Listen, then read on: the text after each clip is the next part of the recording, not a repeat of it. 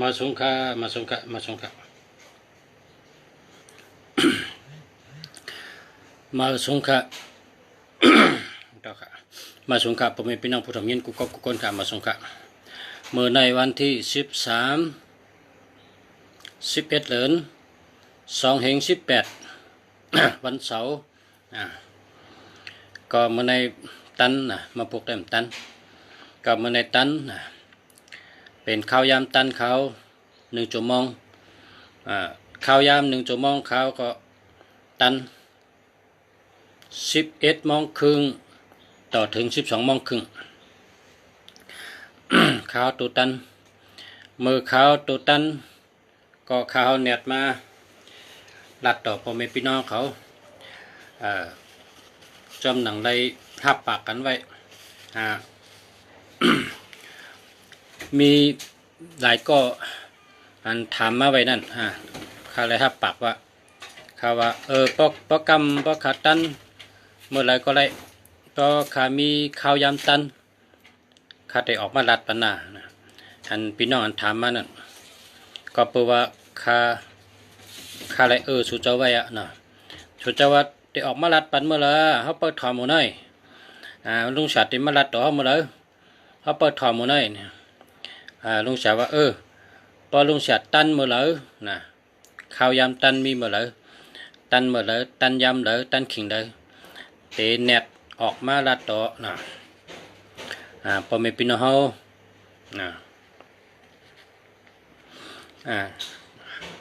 หักกูก็ครับขาหักกูก็หักกูก็นับถือกูก็นับยำกูก็ค่ะหักกูก็ค่ะอะไร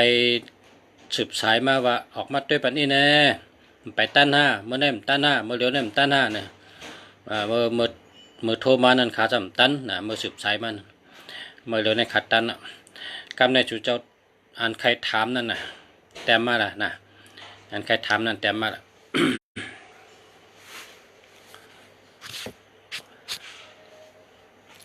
เหมือนกันเต้เหมือนกันกูก็ใจก้นเท่านี้หัวใจก้นเท่านี้เหมือนกันกูก็เมื่อเกาคำไปมอนั่นก็เขาไข่หุ้น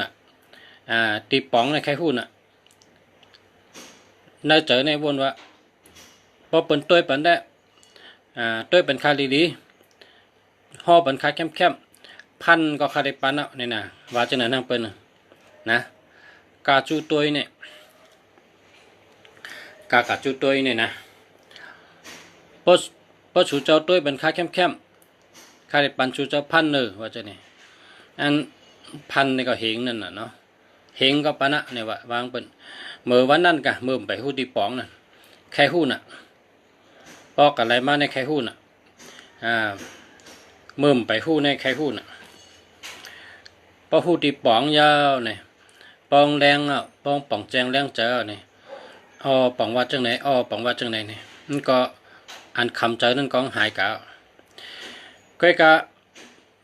ปอคาห้ำกว่าหันพี่น้องเขา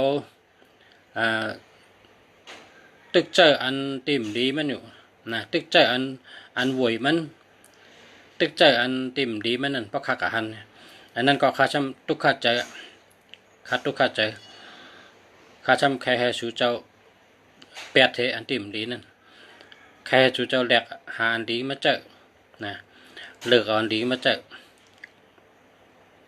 ข้าช้ำแค่เป็นเช่นนั้นตัวข้าได้ข้าหมดตัวปน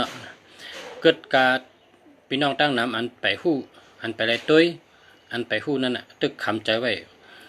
ตึกเคยจอยมีตั้งน้ำก็เพราะฉะนั้นแหละพอหันตัวนับสุดจอมดีข้าเข้าใจทุกข้าคำเดียวใครแหลกปัญจข้าใครแหลกปัญจข้าสุดเจ้าเลยเจออันดีลีใจอันดีตัวนับในลุงชาอันเป็นฉลาเฮาในรัฐมาว่ามันมีมาแต่เมื่อก่อนเมื่อมื่นก้นเมื่อก่อนเมื่อกูปอกในก็เป็นตุ้ยมหาปกแต่งมหาปกแต่งใน ก็เปิ้นเอาตัวนับในเฮ็ดอ่ะเกิดปีแล้วเนี่ยนะเกิดปีแล้วเฮงชามปากกะฮือเฮงช่องปากกะฮือเนี่ยเปิ้นเอาตัวนับในเฮ็ดไว้มหาปกแต่งนะเปิ้นทำมหาปกแต่งเนี่ยเอาปีเกิดตั้งนะเอาปีเกิดตั้งแล้วก็เอาเจ็ดกินเอา717 724 7321 7428นับมันก็จังได๋ป้องหรือก็คือก็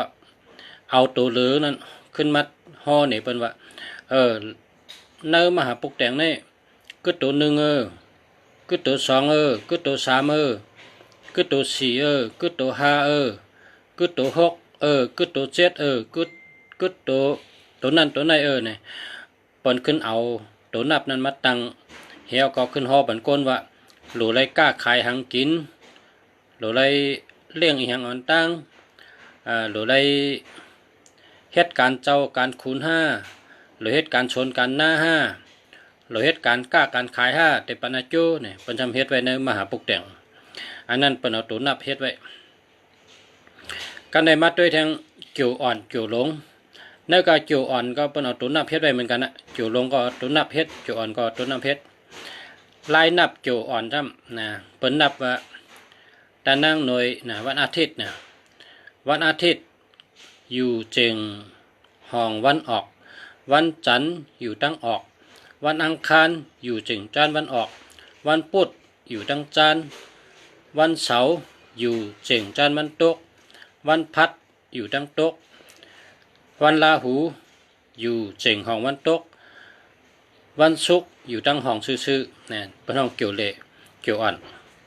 การได้มาด้วยอาศักเกี่ยวซ้ำจู่วันอาทิตย์นะพบเผเกิดวันอาทิตย์ในจู่มี6 ปีนะวันอาทิตย์6 ปี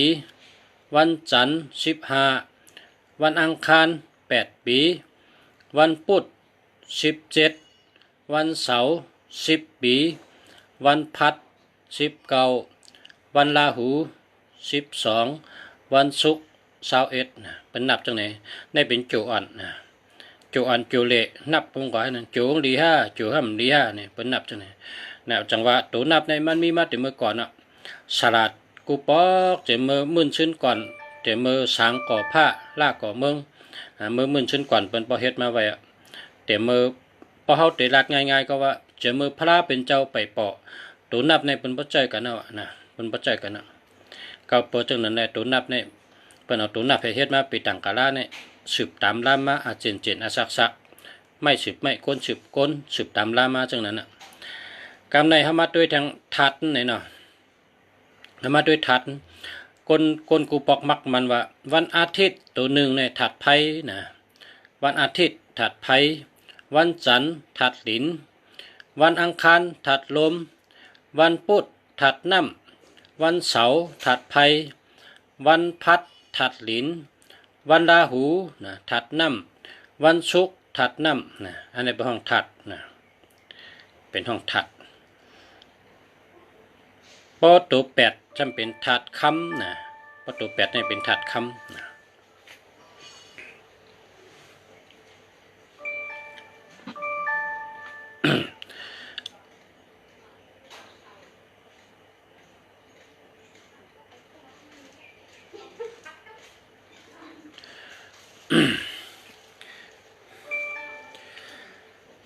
พอเผยเคยฮู้ว่าเจ้าเก่าในวันหังตั้งวันหังแมนกันเนี่ยอันนั้นก็ประชำเอาตัวนับเฮ็ดไว้เก่านะเพิ่นเอาตัวนับเฮ็ดไว้วันอาทิตย์นะวันอาทิตย์แมนกันตั้งวันพัดนะวันอาทิตย์ได้วันพัดแมนกันก็ในวันจันทร์และวันพุธในก็แมนกันนะวันอังคารและวันศุกร์อันนี้ก็แมนกันนะเปิดห้องวันแมนกันวันถอกกันนะวันถูกกันวันถอกกัน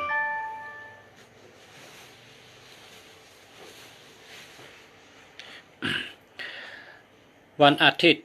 แมนกันตั้งวันพัดวันจันทร์แมนกันตั้งวันพุธวันอังคารแมนกันตั้งวันศุกร์นะวันเสาร์แมนกันตั้งวันพุธเป็นเฮ็ดจังนั้นไว้คำในวันราหูนะวันราหูในมัน แม่นกันตั้งวันเสาร์นะลาหูเนี่ยเป็นตัว8ครับลาหูพ่อแม่พี่น้องใต้เฮาสลาใต้เฮาครูบาอาจารย์ใต้เฮาอันเขาเต็มตัวลาหูนี่เปิ้นเอายากอกเต็มนะเปิ้นเอายากอกเต็มยากอกในปังว่าลาหูนะมารก็เต็มว่าลาหูไทยก็เต็มว่าลาหูนะก็กับใต้เฮาในมันมีพัฒนานุกรมมันมีอันเปิ้นฮ้องว่าความแตดอันเป็นปรับออกมาแต่เมื่อมื้อชนก่อนอันกำนำหันเต็มว่าเอายาไปแลดเต็มนะยาไปแลดเนี่ยเป็นยาฮู้นะเพราะเต็มยาฮู้เนี่ยผมว่าเฮาขึ้นยาตัวเฮาขึ้นกำเดียวเฮาเป็นไตเนี่ยเฮาขึ้นเต็มว่าตัวเฮาเนี่ยยาฮู้เนี่ยมันเป็นว่ายาฮู้ไปแล้วนะเปิ้นเต็มว่าราฮู้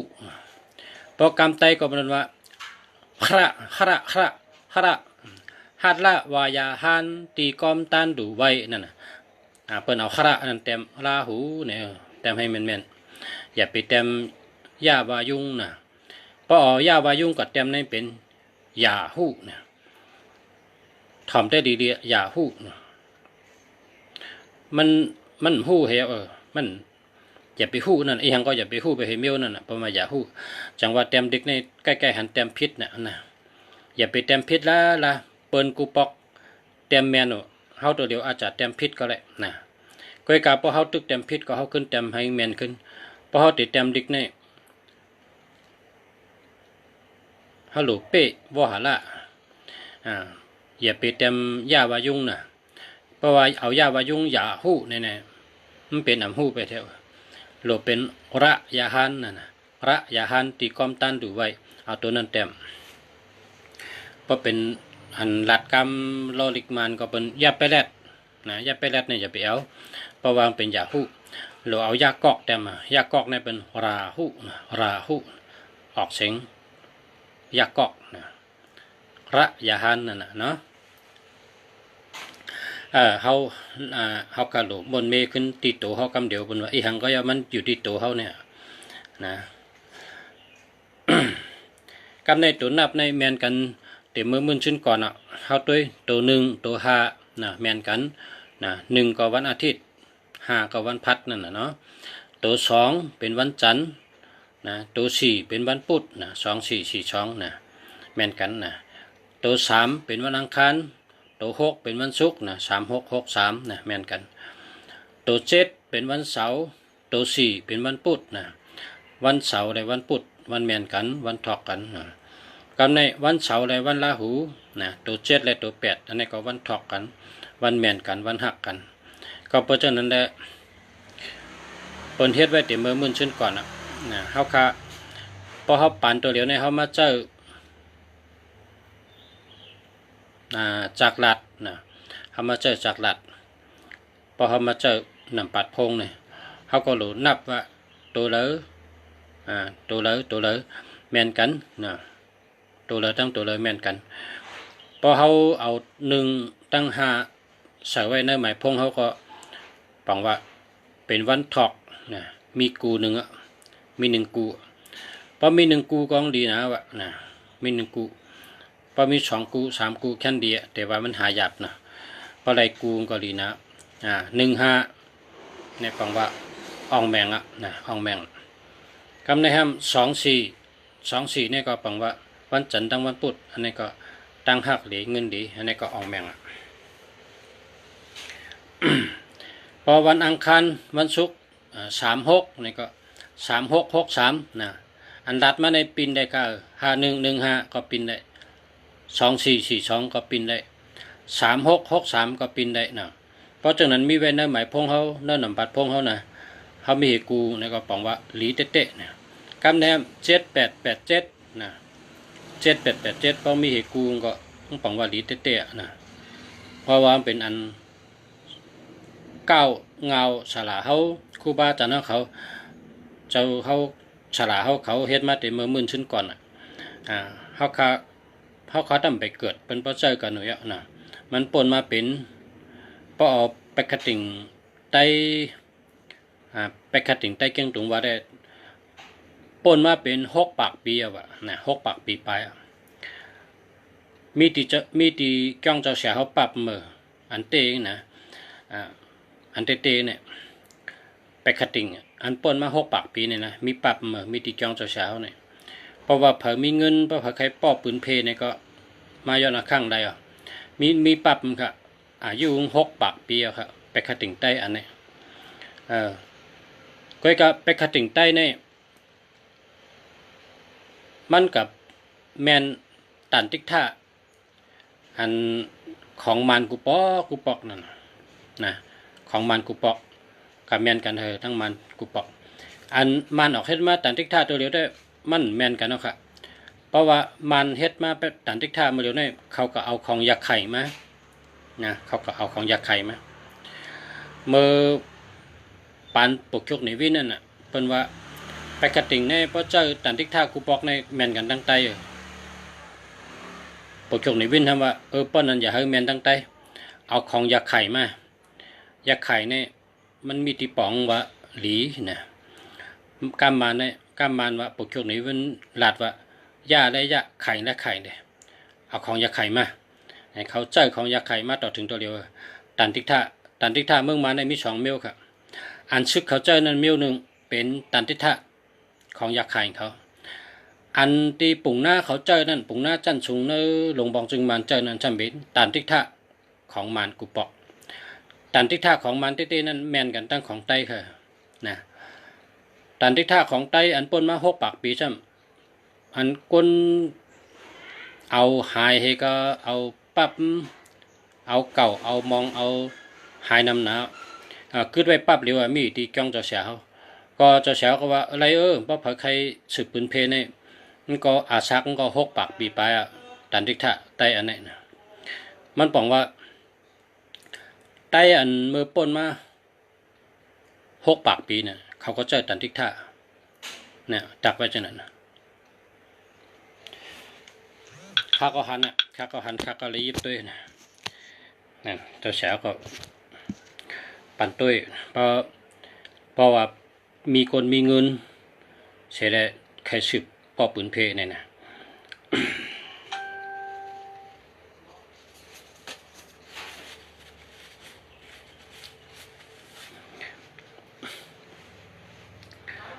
เขาคัดลาดลองตุนนับในมาปียาวข้าวหึงนะครับ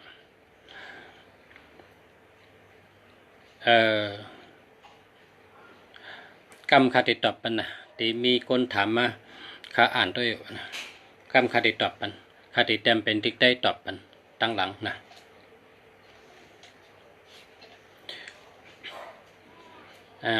พอในรายการในคาติลัดอันเขาลัดในกันเพราะกำคาตอบปันตั้งหลังกันเนาะเพราะว่ากำปีน้องแต่ว่าลัดมันกับตามกันกำกับลัดต่อพอมีพี่น้องให้กำมาอุบขึ้นให้ในมันกับตามกันมันเต็มดีถ่อมเขาว่านั้นนะก็นั้นเนี่ยย้อนอุบลองตัวนับก่อนติ๊กๆตัวนับใน กำในทำเข้ามาตุย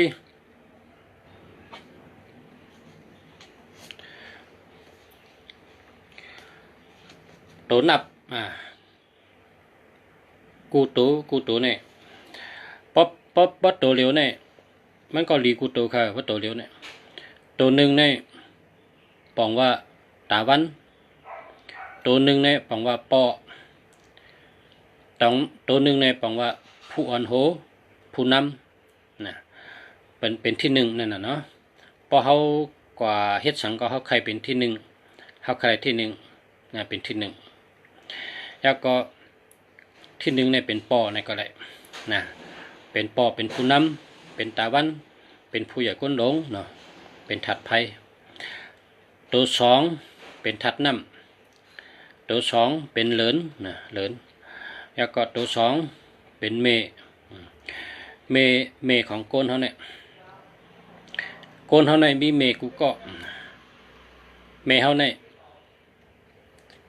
ปันตั้งกัดเย็นเจอเลี้ยงหลูรุมลาเขาสั่งสอนเขาตัวเขาจอยเขาสัมปอเปตัวมา ตั้งแต่เขาอยู่ในต้องเขาอะเมเจ้าเกจูในเหมือนเลินเลินในปังว่าแม่พอตัวสองในปังว่าแม่พอกนมีตัวสองในปังว่ามีใจหลีมีใจเมตตามีใจอ่อนๆมันหนังแม่มันหนังแม่เพราะว่าแม่เนี่ยเป็นผู้หญิงเป็นแม่ของคนเฮามีใจอ่อนๆมีใจเมตตาหักเปิ้นหักตัวเก่าหักลูกล่างหักโคของเงินคำหักอกจัดไปเจหักปอหักแม่หักเจอหักคือหักปีหักน้องลองหักในมันมาติดตัวสองนะครับตัวสองในชัมปันอาจูตั้งหักหลีตั้งวนดีแทงไม่องก็ตัวสองในต้องกึมนะครับต้องกึมนะตัวสองในพอเขาลัดสังกายะเขาลัดเมื่อเดี๋ยวเนี่ยเขาอุบกันพอปีที่มาในป้นปีกว่านะพอก้นอันมีตัวสองเนี่ยมันลืมเหตุปอกเขาลัดสังก็มันลืมพอก้นที่อันมีตัวสองให้ตัวนะก้นเจออันเจอตัวหมายพงเขาตัวสองมีตัวนั้นก้นจะนั้นลืมง่ายพอลัดกว่าหึงนั่นก็เขาก็ลืมไปกะก้นอันมีตัวสองอยู่ในหมายพงนั่นคำลืมลัดสังก็คำลืมเขาต้องไว้เพราะว่าเมเจ้าเกจูเนี่ยใจเขาในเหมือนหนองเลินแบบปันตั้งกัดเย็นปันตั้งกัดเย็นเจอปันลองอุ่นเจอปันลองเชื่อเจอเร่งดูลุ่มลาซอยแถมก้นอันในที่ป่องตัวสองป่องว่าน้ำเจอเมถัดเจอเมแห้งเจอเมนั่นมีเมตตาตะลาสูงเตะนะการในธรรมะด้วยตัวสามนะ ตัวสามนี่เป็นเส้นตั้งเลือกเส้นตั้งเลือกพอคนมีตัวสามนี่เป็นคนที่มีตั้งเลือกตัดเสตั้งมันตันตั้งมันตันปลายวนก็ตันปลายวนมันตันปลายวนป่องแรงไว้ตัดเสียพอมีตัวสามเนี่ยมันจึงว่าพอคนมีตัวสามเนี่ยมันจะอยู่ใกล้ๆลาดว่าวนป่องเช่นจ้าหังก็ป่องวนหังก็ป่องหูตีเฮ็ดถือหูตีเฮ็ดชังคนที่ตัวสามมีเนี่ยมันตั้งตัน ตั้งตันพอมีตัวสามเนี่ยตั้งมันตันตั้งตันมีตั้งกว่าตาเส มีตั้งกว่าตาเสมีตั้งป่องหลายเส้นหลายตั้งหลายหูหลายตั้งตาเสนะ ก็เพราะฉะนั้นได้ตัวสามในความเขาขาเนี่ยเขาว่าตัวสามเนี่ยเป็นรองอ่องเป๊ะนะครับตัวสามเนี่ยเป็นรองอ่องเป๊ะนะการในธรรมะด้วยตัวสี่เนี่ยลองอุบลองลัดนะตัวสี่เนี่ยลองอุบลองลัดลองกะลองขายลองแต้มลองหมายลองเฮ็ดลิกไล่ปลายเปะลองเฮ็ดก้นเอาข่าวเอาเงาลองเฮ็ดผู้จับข่าวผู้แต้มข่าวผู้อ่านข่าวผู้ปืนข่าวเกี่ยวกับข่าวเงาลิกไล่เจ้าเนี่ยเป็นตัวสี่ไผ่ลัดจ้านะเจ้ากับสืบเจ้าเนี่ยเป็นตัวสี่นะ ไผ่กล้าขายเจ้าเนี่ยพอตัวห้าเนาะพอตัวห้า ตัวห้าเนี่ยปังว่าเพ่งเป้งนะที่ปังมันปังว่ามีเจอเพ่งเป้ง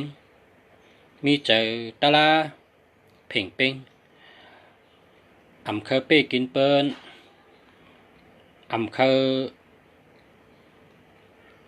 นิกจากเปิ้นอำเคอเฮ็ดให้เปิ้นรู้ซุมพอมีหาเนี่ยเขาหลีทั้งสองฝ่ายเฮาก็หลีเปิ้นก็หลีเฮาก็อยู่ไล่เปิ้นก็อยู่ไล่เฮาก็ไล่พรดีเปิ้นก็ไล่พรดีไล่พรดีหนังกันอยู่ไล่หนังกันอยู่จอมกันไล่มันเป็นโตหาในปังว่าโตเนออันดีศาสนาลองนับถือก้นเป็นกว่าดังพระเมียดตาลาเมียดสังขารเมียดนั่นกุ่งปอกุ่งเมกุ่งชาชมาเนี่ยกว่าลองดีลองหลีลองเมียดเนี่ยเป็นตัวหะพอมีห้าเก้าห้าเนี่ย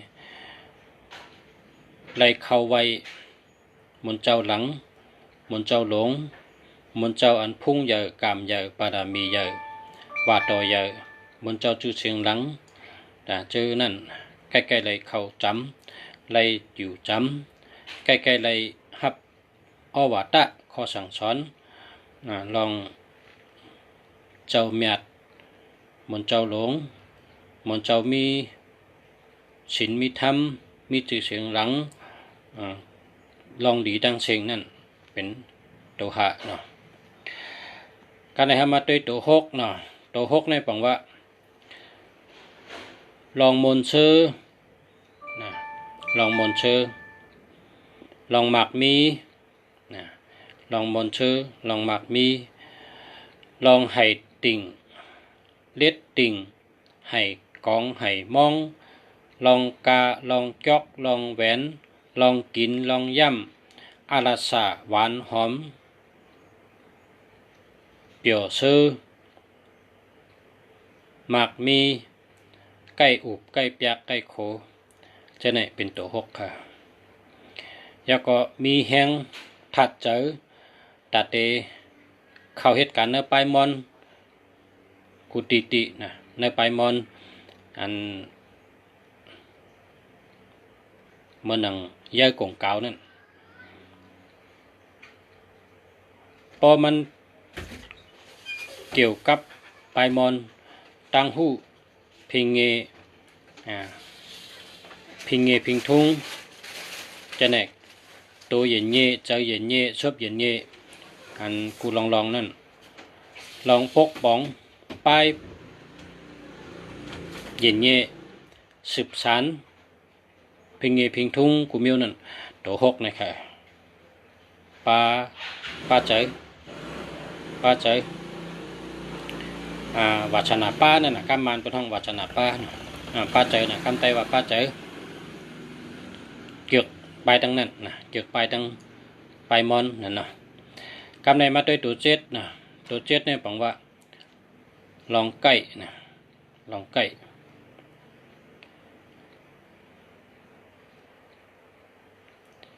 ไก่ว่นนะไก่ว่นเพราะเป็นก้นหนุ่มได้ดีไก่ว่นเมื่อพกในตีเหตุการสังเมื่อพกในเหลือเหตุการสังเมื่อเหลียวในเหลือเหตุการสังนะยามเหลียวในเหลือเหตุการสังว่นว่าตึกเฮ็ดอีสังอยู่ตึกเฮ็ดอีสังอยู่ในตึกลาตู่ห้าตึกแตมอยู่ห้าตึกเฮ็ดอยู่ห้าเหลือเฮ็ดจังหือแทงมันวนตาเสวนลองตาเฮ็ดตาสร้างตาเฮจัดปานก้นเฮาขึ้นอย่ามาสูงตาเฮจัดปานก้นเฮามีลองหมากมีเปียงเปิ้นเหมือนหนังเปิ้นมีกูเมียวเปิ้นมีกาก็เฮามีกาเปิ้นมีเฮินก็เฮามีเฮินเปิ้นมีล้านหลงล้านโคกะโคขายอีสังก็เฮามีเหมือนเปิ้นนำกัดเปิ้นมีปิญญาเปิ้นมีตั้งคัดเจอเปิ้นมีพอมันหันไหนขึ้นมันก็หันเอาก็มันขึ้นเอามาวนตัวเขาในก็หลุมีตั้งหู้ตัวเขาในหลุมีตั้งคัดเจอตัวเขาในหลุเป็นก้นใกล้ตัวเขาในหลุเฮ็ดการนำหรือใน หลูใกล้หรือในหลูลูกเจ้าหรือในหลูเฮ็ดหลูช่างหรือในเนี่ยมันเจ็ดนี่มันเป็นอันลองใกล้วนพอวนเราก็ขึ้นเฮ็ดให้ตัวเจ้าเก่าเนี่ยเป็นคนมีน้ำกัดนะมีน้ำกัด พอสองตัวป้องกันซ้ำอาทิตย์เปย์ซ้ำตีป่องมันซ้ำเตกว่าทางมิวนะเมื่อในขลัดตัวเดียวพอสองตัวในซ้ำเข้มหรือในก่อนนะพอสามตัวซ้ำเข้มหรือในนะพอสี่ตัวซ้ำเข้มหรือในนะมันเตกูเป็นกูอันเขากูติ้งแมนกันกูติ้งเข้ากันได้นั่นเขาเตพอมีข่าวยามพอตัวตันก็เตสืบสองตัวสามตัวสี่ตัวให้เนี่ย ก็ในกาตัวแปดนี่ปองว่าสัตเทนะตัวแปดนี่ปองว่าสัตเทสู่เจ้าเต็มตัวแปดตัวเต็มตัวห้างเผิงมันตัวแปดเนี่ยในเมืองโลกะกำผาลงในตัวนับในตัวเองกฤษเนี่ยเป็นคุณคำเป็นค่ะตัวเองกฤษเนี่ยเป็นคุณคำเป็นนะตัวเองกฤษเนี่ยเป็นคุณคำเป็นหมดค่ะสลาเขาในเต็มว่า the king of number นะมัน the king of number บอกว่าตัวนับเป็นคุณคำเป็นเพราะสู่เจ้าเต็มในตัวมันก็อย่าไปเต็มตัวยนตัวขึ้นตัวเล้าตัวเขเปิ่นเต็มเห็นมั้ยตัวไตก็เปิ่นเต็มตัวเองกฤษนั่นนะตัวแปดเองกฤษนั่นลุงชาเป็นสลาเปตังเฮ็ดสลาเปตังที่ในเมืองไทยที่เชียงใหม่นี่โกนมาด้วยเปตังลูกเมืองเขมานำเพราะเขามานำน่ะมา1 กำ 1 10มากำ5 6ก็4 5ก็7 8ก็บอกเขามานำน่ะเขลูกเมืองเขมาด้วยเปตังที่ลุงชาเนี่ยเขาลูกของเมืองเขบนมาหลีเชียงใหม่เฮก็มาด้วยเปตังนะจะว่าลุงชาเนี่ยมีเงินเขนำเขามาปั่นนั่นน่ะนะลุงชาเขาเอาโคสองไต้ในขายบันเขาก็ซื้อเมืองเขนั่นมันบอกว่าลีเนี่ยโคสองไต้เนี่ยนะขายบันเขาก็ผีปลาเงินผีปลาคำแล้วก็แมงบูแล้วก็ของลุงชาเฮ็ดออกมาลักพ้อยว่าจังได๋ขายบันเขเอาเมืองเขลุงชาแรงเงินเขน้ำมาด้วยตัวแปดนี่เนื้อกำผานี่เปิ้นว่าก้นเขเนี่ยนำที่หนึ่งก้นอินเดียเนี่ยนำที่สองนะโหก้นอันนำที่ชุดในเมืองกำผาเนี่ยก้นในนำเลยเปิ้นเนื้อกำผาเนี่ยก้นเขเนี่ยนำที่หนึ่งก้นอินเดียเนี่ยนำที่สองเปิ้นวันนั้นเพราะเขามัดด้วยเปตังตีลุงชาเนี่ยอันรักมัดเกิดเขานั่นน่ะเขาเตรียมตัวเองก็เรียกกูก็นะเขเนี่ยนะนั่นน่ะลุงชาเลยตัวทบตาหันว่าเขมีเป็นเหงด้านปลายเนี่ยเขาย่ำเจอตัวเขนะตัว1 2 3เลยนะคำเจอตัวเข1 2 3เขเขาทำหุ่จักคำหันในปอกมีอยู่กันนั่นเมืองเขได้แต่คำเจอครับเขาเอาลักมัดเกิดเขานั่นยืนบรรลุฉัดด้วยเนี่ยเขาเตรียมตัวเองกระเดียดค่ะ1 เหงเกาปากกันในกันหน้า1นะ1 เหงเกาปากกันในกันหน้า1เนี่ย1 เหง8 ปาก1 เหง2 ปาก1 เหงกะหือก็เขาเตรียมตัวเองกระเดียดค่ะเขาตื้นเตรียมตัวเขนะพี่น้องเขาจะอยู่ในเมืองใต้ก็คำพองที่ว่าเตรียมตัวแปดในตัวแปดเอ็งกะเลท่าตัวแปดม่าน5ในคำพองที่ว่าฉะนั้นเขาอยู่ที่ในรัฐว่าเตรียมตัวเอ็งกะเลเขาเตรียมตัวเอ็งกะเลเตรียมตัวแปดเอ็งกะเลนะ8ในปังว่าสัตเทนะ8ในปังว่าสัตเท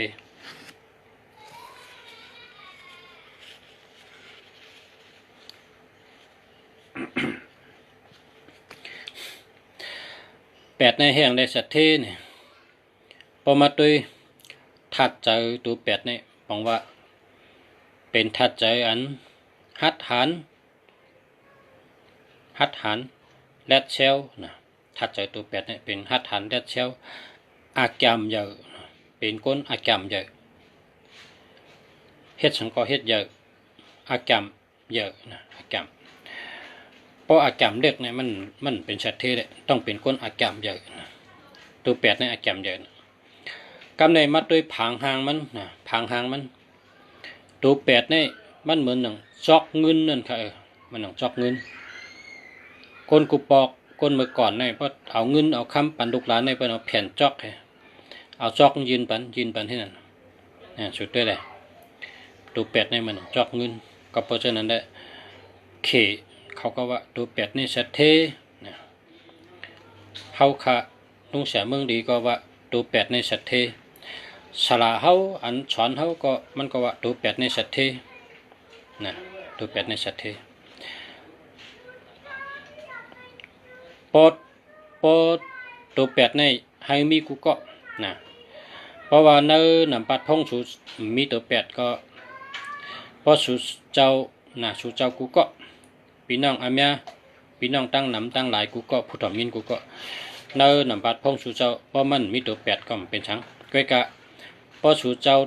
เต็มลายเส้นสูเจ้านั่นเฮาเต็มตัวแปดอ่อนตั้งนะพอเต็มตัวแปดเจ้าลากลงกะอย่าไปยกมือนะลากลงกะให้ขึ้นเต็มใส่อีสังก็เลยจำหนังชูเกียกจำหนังชูถูกเจอแมนเจอจำหนังชูมีน้ำกัดเผยน้ำกัดมันปิงหยาเผยปิงหยามันนั่นเฮ็ดทางกุ้ยก็กะให้เป็นตัวเป็ดแคมเฮียก็ลากลงกะโปดแต้มลายเส้นก็เอาตัวเป็ดแต้มเฮียก็โปดเส้นลายเส้นนี่อย่าไปลากซื้อๆนะเพราะลากซื้อเนี่ยบอกว่ามันเป็นก้นมีไรนะมันเด็กกว่าจอมดินมันหนึ่งตึกเลือนนั่นแกนะ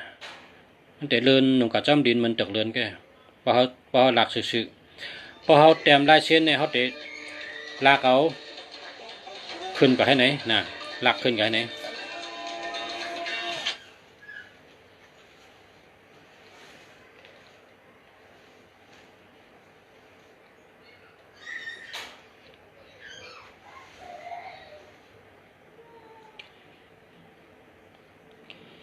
ข้ามาส่งข้า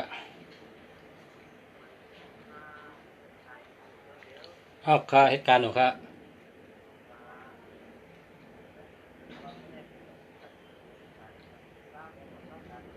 อ๋อตึกออกรายการอ๋อ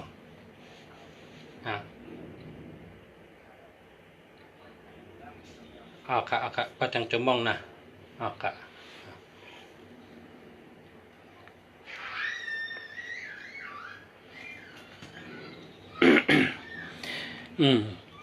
ตัวแปดเนี่ยปังว่าสัตเทนะความไตเขาเพราะว่าสัตเทเนี่ยเด้มันป่องกูก่อเนาะประหลัดกรรมไตว่ามักมีเนี่ยคำพองก็ฮู้คำพองก็ฮู้สัตเทเนี่ยเจอกันมาถึงอ่ะนะเพราะว่าลุงสัตเทเนี่ยในอปุ่มไตก็เป็นว่าลุงสัตเทโหเวงเนี่ยยามยินมาน่ะเนาะในตลาก็เขาเตรียมว่าสัตเทหลงเนี่ยนะเพราะว่าการว่าสัตเทเนี่ยเด้พอมีพี่น้องผู้ถมยินเขาก็ป้องเจอนะแปดในเป็นสัตเทนะพอมีเนอหนำปัดพงก็ดีนะ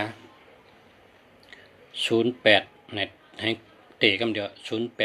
086นะ086 089นี่เนาะ088ที่ไหนขึ้นกว่าเนาะเข้มนะป้องหาอะไรกันมันก็หาอะไรกูกองก่อนเนาะเพราะว่าอุบเนรัดนี้เป็นตั้งหู้ตอนตัดอยู่ในกับปานเมื่อเร็วในเกยพอเขาเกิดมาญากับปานเปิ้นเจ้าพงเปิ้นเจ้าจากลัดนะเฮาพี่น้องไตเฮา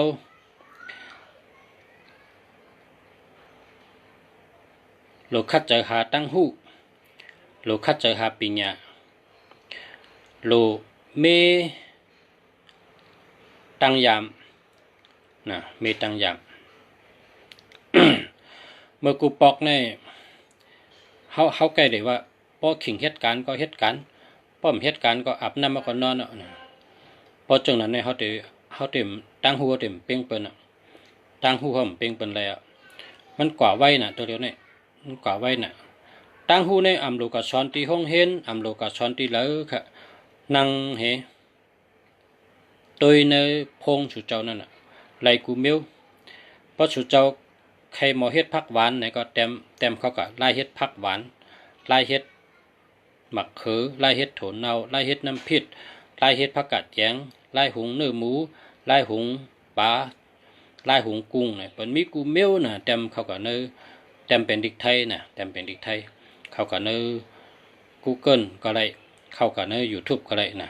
ชูเจ้าลูกค้าตั้งหูอย่าไปเล่นเกมนะมันคำพ้องในปอตันก็เล่นเกมปอตันก็เล่นเกมอันนี้มันเตะชิงเข้าย้ำกับหลายเขาก็เท่ามากูวันนะพอเขาคัดเจอจัดไตเขาเมื่อแล้วนั่นเตะขึ้นใหญ่มาสูงได้นะตั้งหูเป็นเงินคำนะพอมีพี่น้องเขาตั้งหูในเป็นเงินคำนะพอเขามีตั้งหูในเงินคำก็มาจุกวยค่ะนะเงินคำมาจุกวยเงินคำเนี่ยมาจอมตั้งหูค่ะมาจอมตั้งลักแหลมค่ะมาดูเนี่ยนะกาปันเป็นเจ้านั้นค่ะกาปันมันเรียกลายเยอะนะมาดูในเป็นเรียกลายกันเนาะอย่าไปอยู่ปักเก่าเปิงเก่าละทุ่งเก่าพิงเก่าปักเปิงเก่าตั้งยามเก่าวนด้วยพอเมียวดีก็เอาพอเมียวดีก็ไหวจังนั้นน่ะเนาะลูกคัดเจอหาตั้งหูปันมืออันคึดกับอันเฮ็ดเธอเจอคือเขาขึ้นใหญ่มาสูงอันเฮ็ดเธอนาเฮือนเขาขึ้นใหญ่มาสูงอันเฮ็ดเธอตัวเขาขึ้นใหญ่มาสูงจอมนั่นน่ะเนาะกันไหนมาด้วยตัวเก่าเนาะตัวเก่าเมื่อไก่ตัวแปดอ่ะเนาะพอหาอะไรนำบัดพงเนี่ย089 086 088เนี่ยเข้มน่ะกำในคืนกว่าแท่ง087ก็เลยพี่น้องถามมา087ก็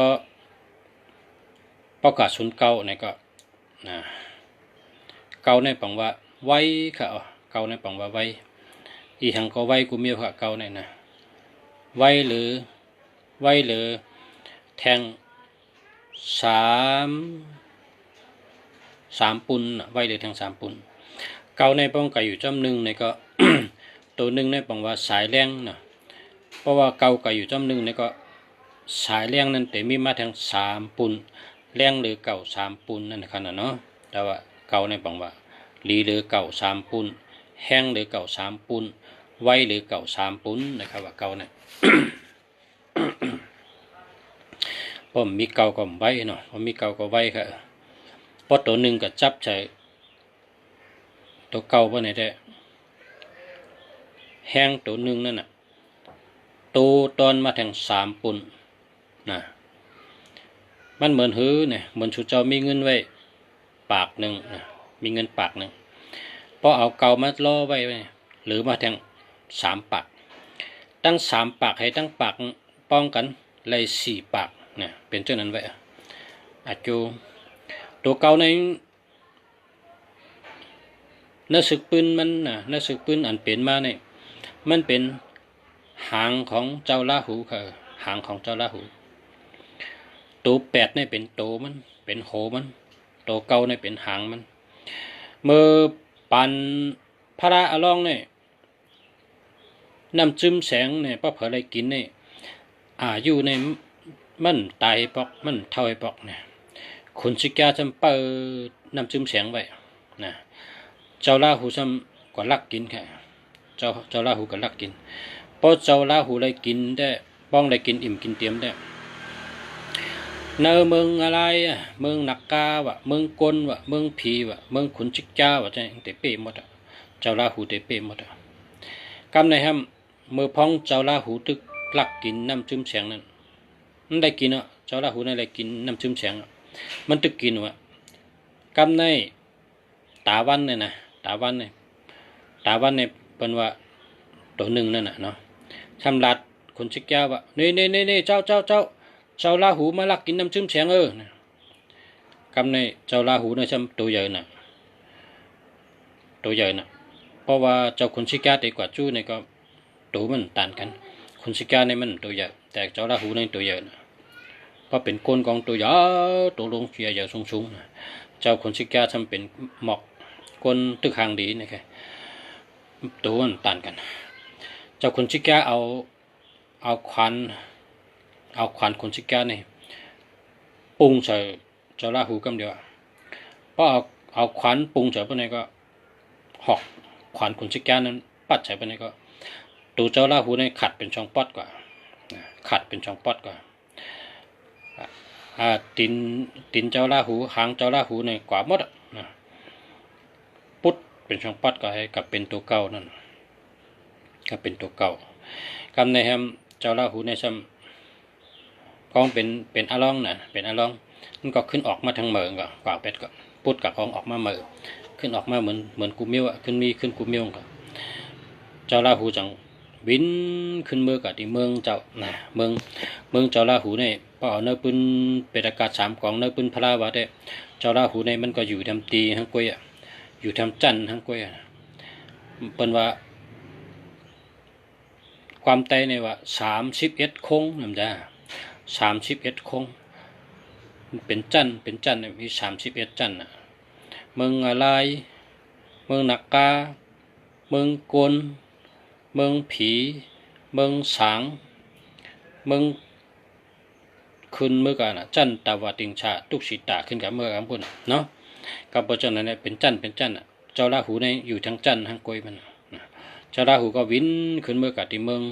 เมื่ออยู่ที่เมืองใกล้กับเจ้าราหูในซ้ำในกินน้ำจุ่มแสงไว้เจ้าราหูในติเป็นพระราเป็นเจ้าสู่ที่10ตั้งนาเนี่ยอันติปอบมาตั้งนาเนี่ยในปืนพระเป็นเจ้าวาเจ้านั้นไปในปืนพระนะแล้วก็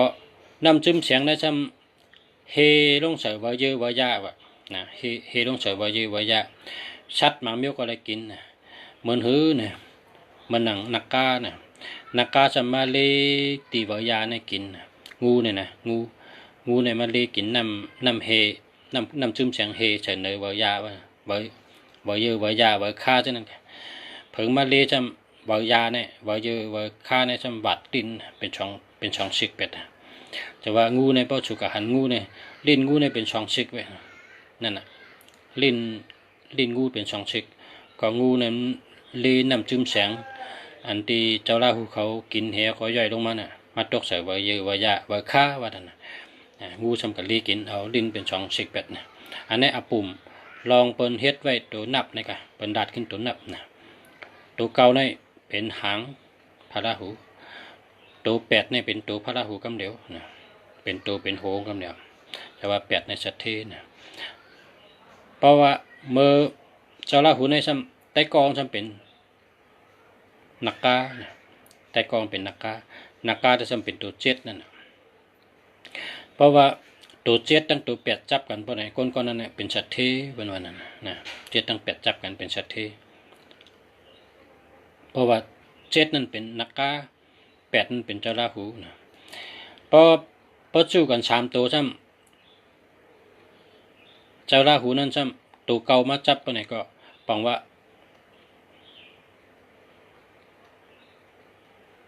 พร้อมกุมเมียวนะพร้อมกุมเมียวพอความไทยในเป็นว่าสมบุญความไทยเขาถือว่าเจ้าจุงกุมเมียวนั่นน่ะเนาะพอเอาเก่ามาจับใส่8เพราะไหนก็ตั้งโตตั้งโหตั้งหางจับกันพอเอา7มาจับใส่8เพราะไหนก็ใต้กองก็มีนะใต้กอหลีมันนะใต้กอหลีเป็น7นะจังว่าคนเมืองไทยเขาเนี่ยเกี่ยว7 8 9หลีเลยเปิ้นวันนั้นนะ7ปังวันนักกา8ปังว่าพระราหูเจ้าราหู9ปังว่าอันไว้นั่นนะอันไว้3 ปูนมาจับใส่นะเป็นเช่นนั้นไว้ตัวเก่าเนี่ยเป็นหางของเจ้าราหูตัว8เนี่ยทำลูกกระเลยมาเนี่ยตัว8เนี่ยทำเมื่อคุณชิกยาเนี่ยคุณเมื่อปันเมื่อก่อนในผีให้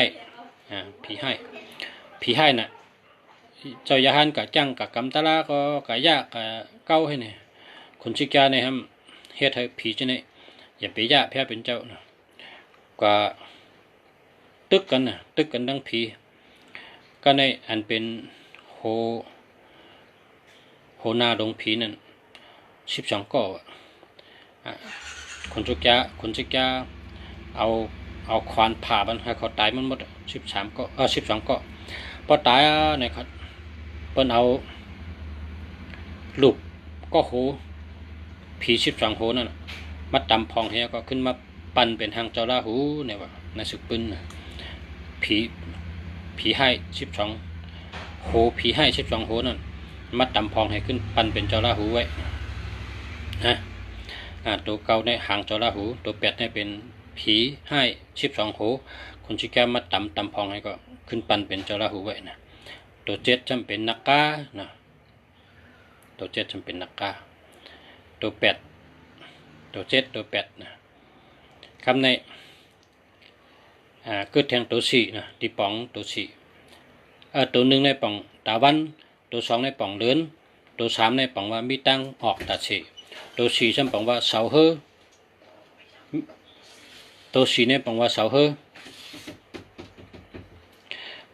อนะเฮออันเป็นกว่านั้นนำปังหลายนะเสาเฮอลักเฮอนั่นตัวสี่เนี่ยบอกว่าเสาเฮอนะตัวห้าบอกว่าห้าเนี่ยนะมือกูปอกเนี่ยเมื่อก่อนเมื่อในมีเจ้ายาเซ่อยู่นะเถื่อนเนื้อทำในน้ำน่ะเจ้ายาเซ่ป้องหลอนเอาเนี่ยเป็นทำเก็บเอาลูกมันอันเป็นเผาไผ่เพราะเผาไผ่เอาเนี่ยเป็นถัดเป็นถัดกำมาโดยเป็นห้องถัดเป็นลูกเจ้ายาเซ่นั่น19เจ้าเปิ้นเอามาตำพองๆให้เฮ็ดเป็นตัวหาไว้นะจังว่าแกะเต้เนี่ยมี19เนี่ยว่าแห้งมี19ก็19เจ้าของเจ้ายาเซ่นั่นนะครับเนาะก็ในตัว6ได้เป็นว่าป่องว่าตั้งตีเกี่ยวตั้งเปี่ยวตั้งซื้อเนี่ยเป็นเอามากันนั่นแกลองเกี่ยวลองเปี่ยวลองซื้อลองไห้ลองแหวนลองตึงลองกะฉะนั้นแกนะในที่สูงกุตัวเนาะพอตัวเร็วได้อินกอลีอยู่ช่วงนั้นนะจึงที่ต้องฉลาดนะกำในตัวศูนย์ในได้ในพื้นเปรพื้นจ้ำเป็นว่าหามีอันเดียวนั่นนะหามีติดเตียงไงพอศูนย์มีหน้ากลางได้แต่เป็นเงินโหยาวกาน้ำนะยาวของเหมือนจึงมีหูนั่นน่ะพอเขาเจนจ้าได้ก็เฮืออันก่อนเนื้อน้ำนั่นพองมีหูวางกวามอะไรนั่นน่ะเนาะมีหูป่องหูโหวันนั้นศูนย์เนี่ยให้มีตัวเดียวกันเงาไงการมาตัวเดียว2ตัวเนาะพอ2ตัวเนี่ยก็1991แต่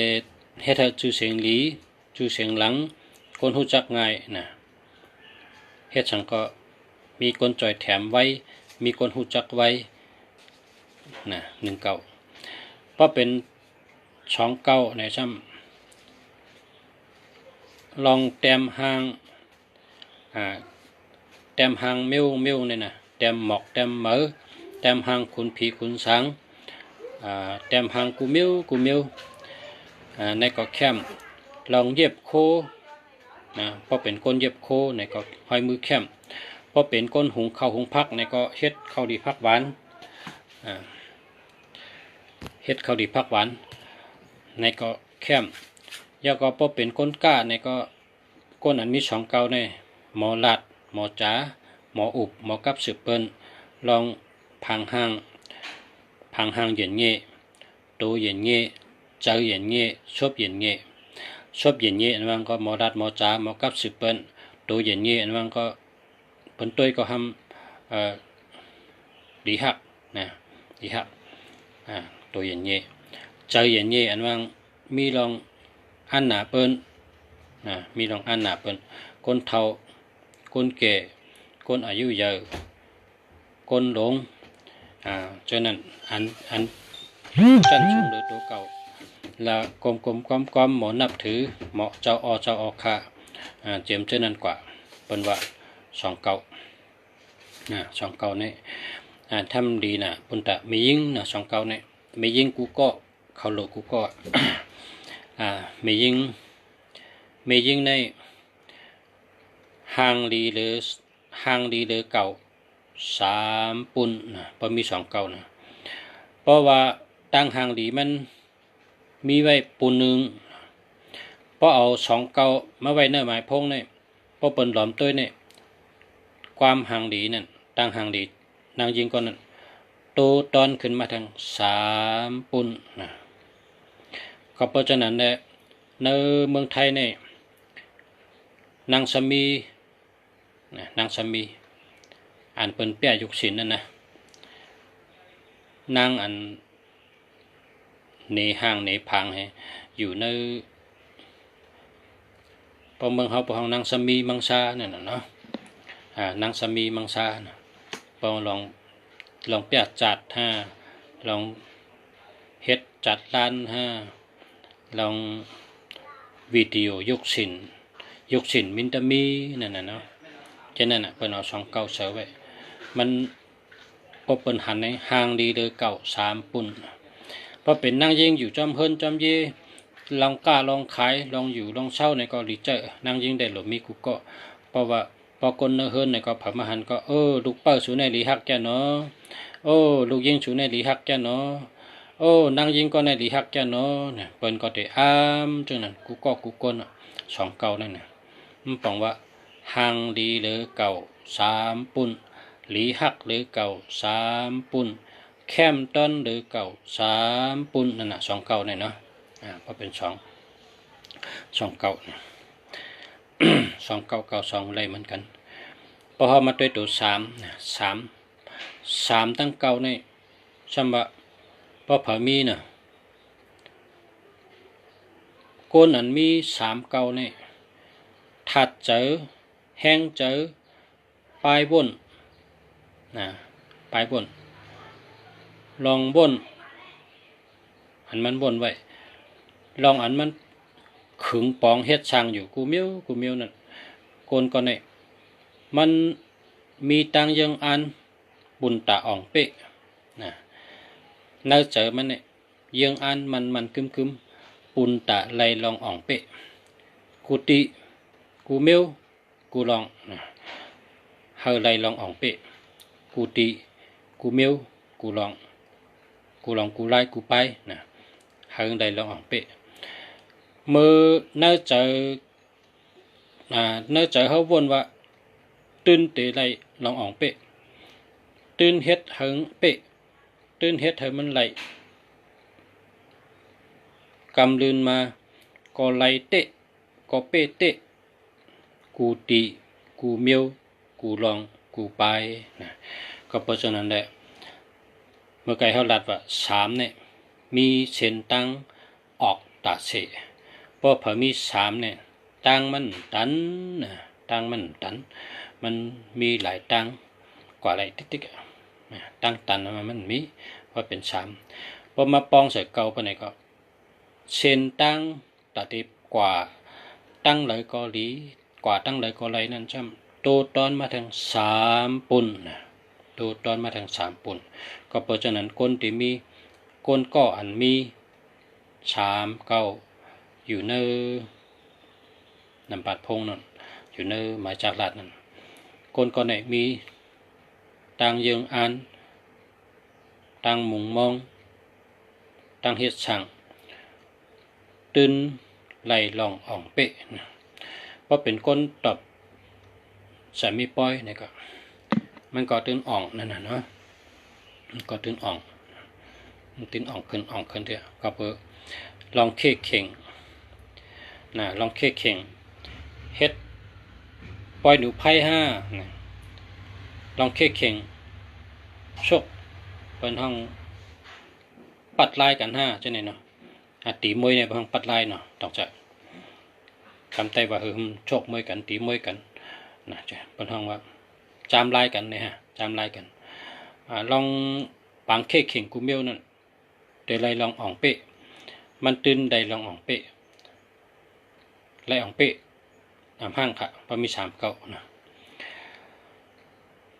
เก่าชื่อเสียงหลีชื่อเสียงหลังในก็เป้าเนาะเฮ็ดช่างก็มีชื่อเสียงดีชื่อเสียงหลังอยู่แล้วก็แคมหลีอยู่ค่ะมาด้วย4เก่า ปอสีเก่าเป็นคนไวนะเป็นคนมีปลายว่นไวตั้งเฮ็ดก็ไวตั้งหลัดก็ไวตั้งว่นตั้งเจนจาลองไหวพริบเพชรทุญานลองบ่นลองดัดลองเฮ็ดเนี่ยไว้แล้วก็เป็นคนคึดกับคึดปานเปิ้นเฮ็ดออกมาเครื่องเจอไผพระกูเมวน่ะมันก็หมอเจอหมอยิบหมอตื้ออ่อนตั้งเปิ้นนะมันนั่งพงปอมาเมอนะคอมพิวเตอร์ปอมาเมอนะจังได๋ลองเครื่องเจอเทคโนโลยีปานเมอคึดกับคึดปานเครื่องเจออันคึดกับคึดปานเนี่ยมันหมอเจอนะมันหมอเจออ่อนตั้งเปิ้นมันเป็นคนเล็ดนะมันเป็นคนไว้นะสิเก่าสิ นะการในเก่าตั้งหานะเก่าหาเก่าในมีเกี่ยวหลีลาบหลีเกี่ยวแข็งแล้วก็เป็นคนใกล้ไวพลาใกล้นั่งสมาธิเป็นคนเกี่ยวลองซ้อม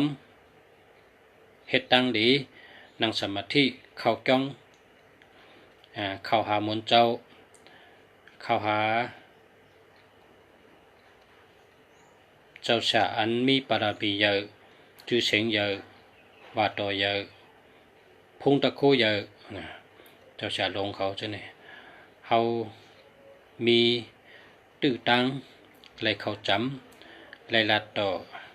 ไหลไวไหลฮับพรเขาเจ้าเพราะว่านำปัดพงเขานั้นมีแห้งผายทั้งนั้นนะเขาก็เลยครับพรเจ้าถัดเจ้าเม็ดเจ้าชาลงเขาจะเนี่ยนะได้ช่วยหรือได้เฮ็ดการดีกุศลช่วยเขาเจ้านะอันนี้ก็ดีค่ะเลยหลับนะเลยหลับหลีจกดีหลับหลีกันนะครับมาด้วย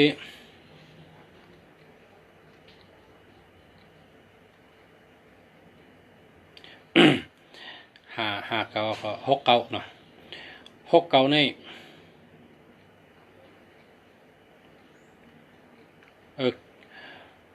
ว่าเตเนี่ยคนหาเงินในหลวมีกูกองกับหกเก่าเนี่ยมันเป็นจะหือเนี่ยเงินมันเชิงให้ปอกเงินมันเชิงให้ปอกมันมีจ่ายตาเสนะมีจ่ายตาเสมันจึงเข้าดูจ่ายกูวันเนาะเงินเนี่ยเนาะแล้วก็ซื้อพักมากินจำเฮ็ดข้าวเฮ็ดพักกินเจอชื่อตั้งกินตั้งย่ำนะลองกินลองเราเจอจ่ายกูวันเนี่ยมันมีมากูวันค่ะหกเก่าเนี่ยมันเชียงนะปฏิเชียงมีมาขึ้นปฏิเชียงมีมาแทงหกเก่าเนี่ยเงินเนี่ยมันหมุนมาไวนะมาไวเหมือนหือเนี่ยไวหรืออันมีหกตัวเดียวนั่น3 ปุ่นพอมีหกตัวเดียวก็มีอำนาจลองเกี่ยวลองเปี่ยวลองซื้อลองมนลองใจเกี่ยวใจซื้อลองปลายมอนลองไห่ลองตึงลองหมอโขหมออุบหมอเปียกจะไหนก็มีอยู่ใกล้กับพวกเอาเกามาใส่จอมไปไหนก็ตัวตอนมาทั้ง3 ปุ่นนะจำเป็นที่ป๋องกำนำในเขาแต่เอามาเจอเป็นเนอเชนตาสายตั้งลองเฮาอยู่เฮากินเป็นวันเนี่ยไรเงินดีค่ะไรเงินดีไรเงินกูวันขนาดเนาะพอเฮาผุยล้านเนี่ยก็เปิ้นมาซื้อกูวันเฮาก็ซื้อมาเสริมขึ้นกูวันเปิ้นก็มาซื้อขึ้นกูวันมันเหมือนจังว่าโหงเข้าหางออกหางเข้าโหงออกมันหมุนจังได๋มันดีน่ะหกเก่าน่ะหรือมีกูก็พอเป็นคนอันหาเงินไรกูวันนั่นแหละนะใกล้กับนาการกองก็เหมือนกันเขาเนาะคำปองเขาเฮ็ดการเลินหรือมาปอกก็เห็นฉะนั้นได้มันดูครับพอถึงเดือนเขาตึ้งได้เนาะคำปองเขาเฮ็ดการไล่เป็นเดือนก็พอถึงเดือนก็เงินออกนะฉะนั้นได้ประมิวนั่นแต่โดดเจอทางหมายพงทางมิวก็นะจังว่านำปัดพงในก็พอเขาเด็ดเจอเนี่ยเขาโดดทำเขา เราถามคนฮู้เพราะชูเจ้ากับชื่อกล้วยนี่มันเพราะเขามันเมียนชูเจ้าแท้มันเต็มเพราะคืนไว้ค่ะเขาขาดความซื่อมันนะเขาขาดความซื่อเพราะชูเจ้าซื่อที่เขาเนี่ยเขาได้ถามกาม3 ข้อนะเขาได้ถามกาม3 ข้อเพราะชูเจ้าซื่อที่เขาเนี่ยคนอันฮู้ลองตั้งเนี่ยได้ถามว่าชูเจ้าเหตุการณ์สังฆาข้อที่1เนี่ยถามกูก็เนี่ยก็เพื่อว่าอันเฮาปันกับนำบาดพงนั่นเฮิงกับเมียนจอมอันนาการชูเจ้าทุกเฮ็ดอยู่นั่นเฮิงกับจอยเฮาชูเจ้าได้เงินหลีเฮิงหันพ่อนหลีกำเดียวนั่นก็พอเฮาฮู้นาการชูเนี่ยเฮาก็ขายปันเฮิงเมียนจอมนาการชูนั่นมันเต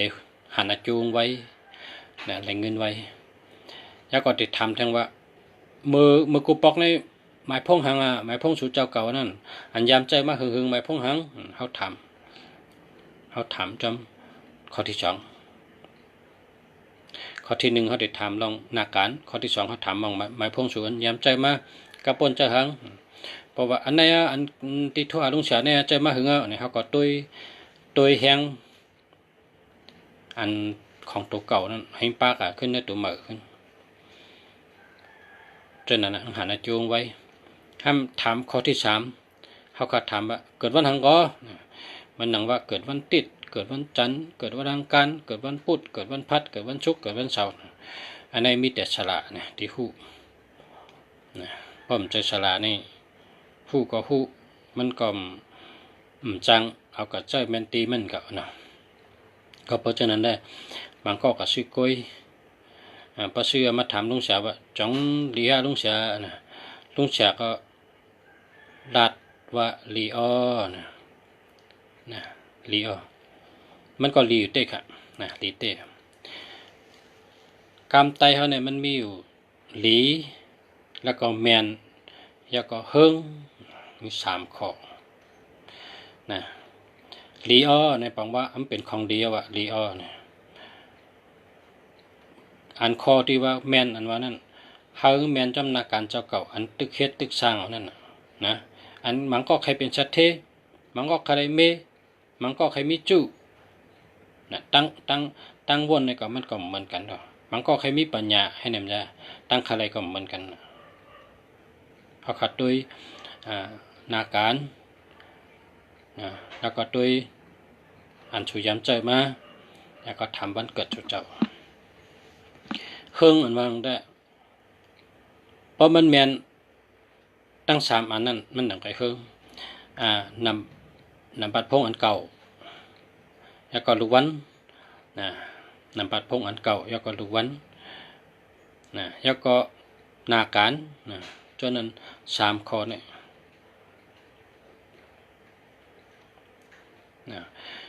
แล้วก็ลายวางตัวเงินลายวางตัวเงินเนี่ยพอเฮิงดีในซื้อตัวเจ้าเก่านั่นหรือเป็นตัวเงินกำเดียวแบบซื้อตัวเจ้าเก่านั่นพอซื้อตัวเจ้าเก่านั่นมีตัวหังเนี่ยตัวเขาเนี่ยเป็นก้นจังนั้นกับคำเดียวเป็นตัวเขาเนี่ยออกปุงจามจังนั้นคำเดียวตัวซื้อตัวเขานั่นเขาคำมาตัวแทงเมื่อไกลในรัดถึง5 เก่า6 เก่า6 เก่าในอะไรเงินดีการแวมเก่า7 7 เก่านั่นแหละแคมอินพอ7 เก่าในซ้ำพอคนเฮ็ดสลาขายหลักพลอยขายพาราขายโคซองขายห้างคุณผีคุณสางห้างเจ้าคุณชิกยาห้างอันเมียวเป็นโกไก่นี่ห้างจ้างห้างมากเป็นหลักพลอยเป็นพาราใช่ไหมขายดีค่ะขายดีป้อมนั้นก็พอเป็นก้นลงอาล่างเนี่ยก็ลงอาล่างไว้เมื่อเร็วเนี่ยลงอาล่างไว้เมื่อเร็วเนี่ยแทงปีดีมาแทง2 ปีแทง3 ปีมันจะมีอำนาจมาเนี่ยเขาก็เจอข้าวยาวจนนั้นก็อะไรค่ะปานจูเก่า7 เก่าเนี่ยนะ7 เก่าแล้วก็8 เก้านะพอแปดเก้าในซ้ำพอได้เงินก็ได้เงินน้ำนะได้เงินน้ำพอได้ก็ได้น้ำเจ้าก็เปิ้นตุ้ยเขาก็เปิ้นเหมือนจังหนังมีปารามีอำนาจนะเก้าแปดเก้าเนี่ยนะมีปารามีอำนาจเปิ้นอยู่เชนับย้ำก็แปดเก้าก็ในเก้านะเก้าในมิวเปิ้นอ่ำหู้เฮาซ้ำหู้มิวเปิ้นอ่ำหมอเฮาซ้ำหมอมิวเปิ้นอ่ำบนได้เฮาซ้ำบนได้ก็เพราะฉะนั้นเก้าในพี่น้องไทยเขาในเกียกเตะๆกันเด้อนะเกียกหรือเปิ้นนะบางว่าเขาเกียกหรือเปิ้นบางว่าเข้มหรือเปิ้นนะครับเข้มหรือเปิ้นเพราะว่าตัวเก่าในไว้3ปุ่นนะพอไว้ต่อไว้มาจู้กันนะอีสังก็ตันใจกูมิวอีหังก็ไล่หนังอกหนังใจกูมิวอีหังก็ไล่ดีเปียงอกเปียงเจอมันไล่ไว้มาไว้มันอ่องแมงไว้มันเตรียมทนไว้นะลองไว้มีข้อความขึ้นมาว่าข้าวยำเต็มเอาค่ะนะพอมีพี่น้องเขากูก้นค่ะก็มาส่งกูก็ค่ะนะที่ปั่นแห้งเขาและทำข้าวรัดนะเกจูใหญ่ค่ะกูก้นค่ะมาส่งค่ะยันชัวพอมีพี่น้องเขาขึ้นใหญ่มาส่งหามีสติปัญญาหามีหมายพงดีมีน้ำปัดพงดีกันมีเงินมีคำน้ำอะไรเป็นปอเร่งเปิดอะไรเป็นไม่เร่งเปิดนะมีเงินมีคำกันน้ำขึ้นอย่ามาสูงกูก้นขามาสูงขา